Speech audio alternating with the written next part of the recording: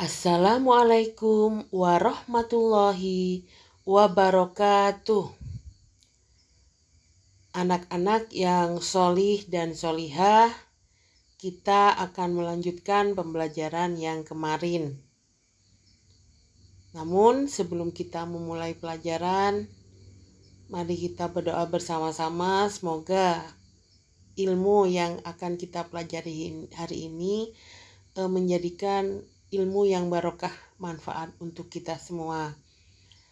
Marilah bersama-sama membaca surat Al-Fatihah. A'udzu billahi minasyaitonir rajim. Bismillahirrahmanirrahim.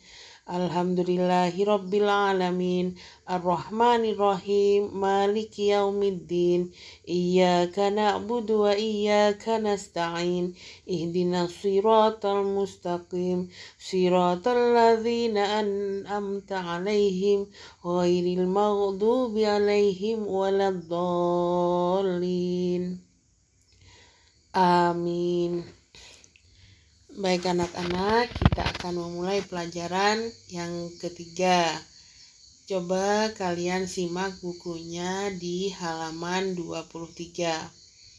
Nah, di sana kita akan mempelajari tentang kebudayaan atau kepulauan yang ada di Kepulauan Mentawai. Disimak ya. Fatimah dan keluarga mengunjungi pamannya yang tinggal di Kepulauan Mentawai. Pernahkah kamu mengunjungi Kepulauan Mentawai? Bagaimana kondisi alam di sana? Untuk mengetahuinya, bacalah bacaan berikut. Kepulauan Mentawai terletak memanjang di bagian paling barat Kepulauan Sumatera dan dikelilingi oleh Samudra Hindia. Kepulauan ini terdiri dari 4 kelompok pulau utama, yaitu Pulau Siberut, Pulau Sipora, Pulau Pagai Utara, dan Pulau Pagai Selatan. Nah, daerah ini memiliki potensi kawasan wisata. Contohnya yang sangat terkenal yaitu air terjun Bat Saumang, Pantai Nyang-Nyang, Pantai Awera, Pantai Bulasat, dan Pantai Siruso. Sebagian besar mata pencaharian penduduk di Kepulauan Mentawai adalah nelayan dan usaha dalam bidang kepariwisataan. Salah satu potensi hasil laut yang berkembang yaitu ikan kerapu. Selanjutnya kita buka halaman 24. Nah, di halaman 24 kita akan belajar bersama apa saja yang ada di Kepulauan Mentawai. Nah, ini ya. Fatimah mendapat tugas sekolah untuk mendata mata pencaharian suatu daerah di Indonesia. Akhirnya, Fatimah mendata mata pencaharian penduduk Kepulauan Mentawai. Fatimah menyimpulkan sebagian besar mata pencaharian Kepulauan Mentawai adalah nelayan dan usaha di bidang pariwisata. Nah, coba kalian simak itu ya bacaannya. Dari bacaan di sana kita lihat mata pencaharian penduduk di daerah pesisir pantai berbeda dengan penduduk di daerah dataran rendah maupun di dataran tinggi. Coba disimak penjelasannya. Nomor 1, penduduk di daerah pantai bermata pencaharian sebagai nelayan, petani tambak, pedagang, petani garam, dan pengrajin. Yang nomor 2, penduduk di dataran rendah mata pencahariannya yaitu buruh, petani, pedagang, peternak. Sedangkan di daerah dataran tinggi mata pencaharian penduduknya yaitu sebagai petani, peternak, pedagang, pekerja perkebunan, misalnya teh, kopi, dan cengkeh. Selain itu, penduduk yang tinggal di desa juga memiliki mata pencaharian yang berbeda dengan penduduk di kota. Jika penduduk di desa lebih banyak bermata pencaharian sebagai petani, peternak, perajin, pedagang, buruh tani, dan perkebunan. Sedangkan di kota, sebagian besar adalah pekerja jasa atau banker, konsultan, pengacara, sopir, karyawan, pedagang, dan buruh pabrik. Nah, di halaman berikutnya mari kita kerjakan bersama-sama. Tolong disiapkan alat tulisnya ya.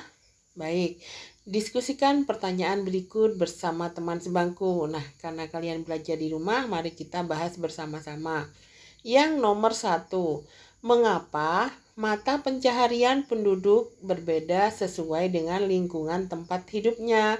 Jawabannya adalah karena penduduk biasanya memanfaatkan kekayaan alam yang ada di daerah tempat tinggalnya. Tolong ditulis ya jawabannya. Kemudian yang nomor 2, mengapa penduduk di desa dan di kota memiliki mata pencaharian yang berbeda? Nah, jawabannya karena lingkungan antara di kota dan di desa sudah berbeda. Yang nomor 3, apa perbedaan petani di daerah dataran rendah dan di dataran tinggi? Nah, ini ya. Petani di daerah dataran rendah menanam tanaman yang tahan pada suhu tinggi. Nah, contohnya apa? Menanam padi seperti itu ya, jagung. Nah, sedangkan di daerah dataran tinggi, petani menanam tanaman yang membutuhkan suhu dingin. Contohnya petani teh ya, itu kan biasanya ada di pegunungan. Jadi suhunya harus dingin. Nomor 4, apa yang dimaksud dengan pekerja jasa? Dan sebutkan contohnya. Pekerja jasa adalah pekerjaan yang fokus pada jenis kegiatan yang menawarkan bentuk jasa. Contohnya dokter, pengacara, sopir gitu ya. Misalkan buruh pabrik. Nah, sudah kalian catat semuanya anak-anak. Jangan ada yang ketinggalan. Nah, selanjutnya kita buka bersama halaman 26. Nah, 27, maaf. Di halaman 27 ini ada cerita tentang Malin Kundang. Kemarin kita sudah membaca beberapa ya kisah legenda yang dari Jawa Barat dan Jawa Tengah. Sekarang kita akan menceritakan tentang Malin Kundang. Nah, ini ya, coba kalian baca semuanya yang ada di halaman 27 dan halaman 28. Ini. Setelah kalian membaca halaman 27 dan 28, kita akan membuka halaman 29. Nah, ini dalam cerita Malin Kundang terdapat 2 tokoh utama. Tokoh merupakan pelaku dalam sebuah cerita. Tokoh merupakan salah satu unsur pembangun cerita. Tokoh mengemban peristiwa dalam sebuah cerita sehingga peristiwa tersebut mampu terjalin sebagai cerita. Selain itu, tokoh juga berfungsi sebagai pembawa pesan, amanat, moral atau sesuatu yang ingin disampaikan pengarang kepada pembaca semuanya. Nah, setelah bercerita, Paman Fatimah bertanya kepadanya tentang cerita Malin Kundang tersebut. Nah, tugas di rumah kalian menjawab pertanyaan yang ada di halaman 29. Hanya ada 3 pertanyaan. Silahkan dikerjakan, kemudian hasilnya kalian foto dan dikirim kepada wali kelas masing-masing. Baiklah anak-anak, kita akhiri pembelajaran hari ini. Semoga apa yang kita pelajari dari tadi menjadikan ilmu yang barokah dan manfaat untuk kita semua. Amin. Terima kasih. Wassalamualaikum warahmatullahi wabarakatuh.